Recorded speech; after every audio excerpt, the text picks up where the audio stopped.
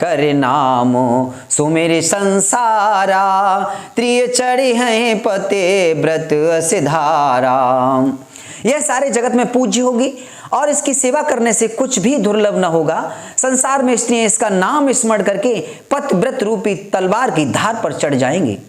शैल सुलक्षण सुता तुम्हारी, सुनहो जे अब गुण दुए चारी। अगुण यमान मातु पितु हीना, उदासीन सब संशय छीना। हे पर्वतराज, तुम्हारी कन्या सुलक्षणी है। अब इसमें जो दो चार अवगुण हैं उन्हें भी सुन लो। गुणहीन, मानहीन, माता पिता विहीन, उदासीन, संशयहीन, लापरवाह, योगी जटल काम मन, नगन मंगल वेश। अस स्वामी यह कह मिले, परिहस्त असिरेख। योगी जटाधारी, निष्काम हृदय, नंगा और अमंगल वेश वाला ऐसा पति इसको मिलेगा। इसके हाथों में ऐसी ही रेखा पड़ी है। सोने मोने गिरा सत्य जिय जानी, दुख दंपतहि उमा हरसानी। नारद हूँ यह भेद न जाना, दशा एक समझब बिल गाना। नारद मुनि की वाणी सुनकर और उसको हृदय में सत्य जानकर पति पत्नी हिमवान और मैना को दुख हुआ और पार्वती जी प्रसन्न हुई। नारद जी ने भी इस रहस्य को नहीं जाना, क्योंकि सबकी बाहरी दशा एक सी होने पर भी भीतरी समझ भिन्न भिन्न थी। सकल सखी गिर जागिर मैना, पुलक शरीर भरे जल नैना।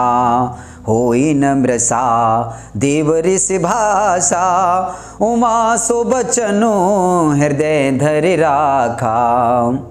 सारी सखियां पार्वती, पर्वतराज, हिमवान और मैना सभी के शरीर पुलकित थे और सभी के नेत्रों में जल भरा था।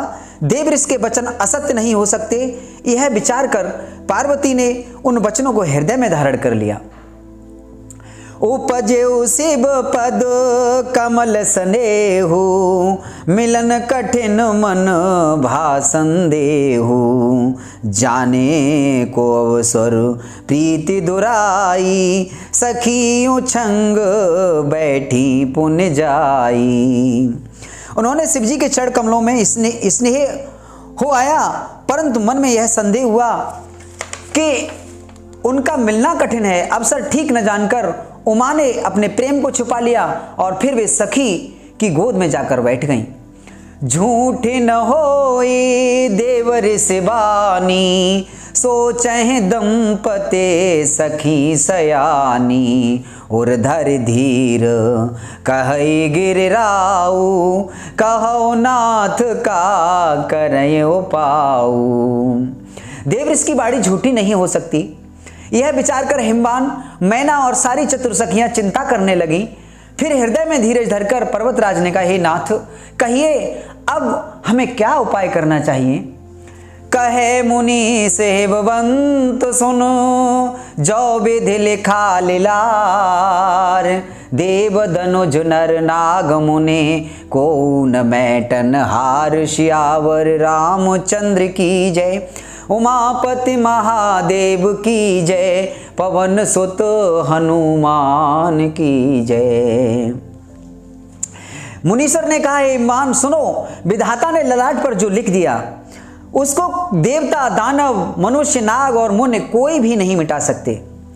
तदपि एक मैं कहूँ पाई, होई करे जो देव सहाई। जस बर में बरनेउ तुम पाही, मिले हैं मैं तस संशय नाही।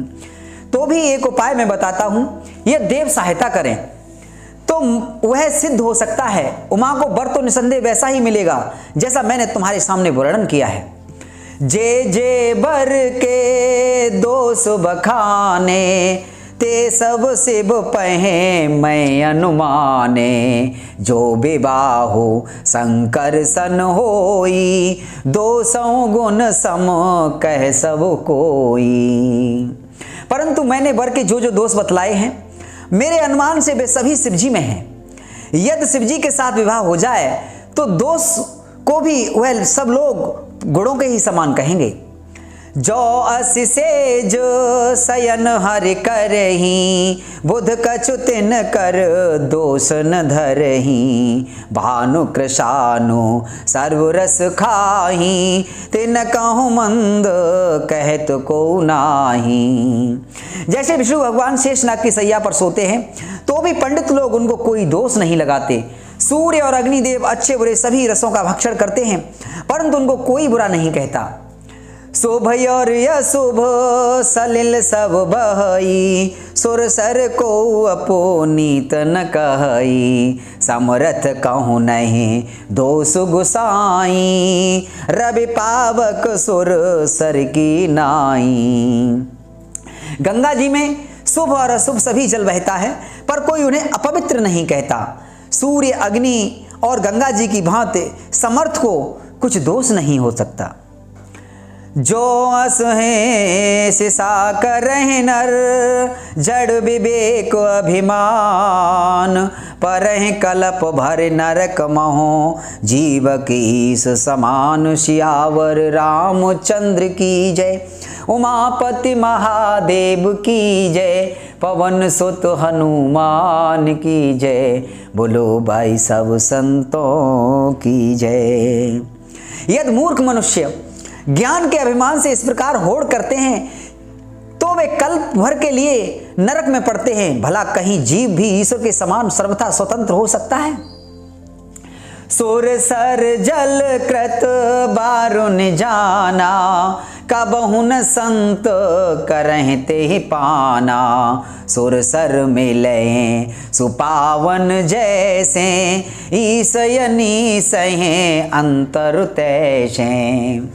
गंगा जल से भी बनाई हुई मदिरा को जानकर संत लोग कभी उसका पान नहीं करते, पर वही गंगा जी में मिल जाने पर जैसे पवित्र हो जाती है, ईश्वर और जीव में भी वैसा ही भेद है। शंभु सहज समरथ भगवाना, अहि विवाह सब विधि कल्याणा। दुराराध्य पे अहि महेशु, आशुतोष पुण्य किए कलेशु। शिव जी सहज ही में समर्थ हैं क्योंकि वे भगवान हैं, इसीलिए इस विवाह में सब प्रकार कल्याण है। परंतु महादेव जी की आराधना बड़ी कठिन है, फिर भी कलेश तप करने से वे बहुत जल्द संतुष्ट हो जाते हैं। जो तप करे कुमारी तुम्हारी, भाव्यु मेटे सकहि त्रिपुरारी। यद्यपि बर अनेक जग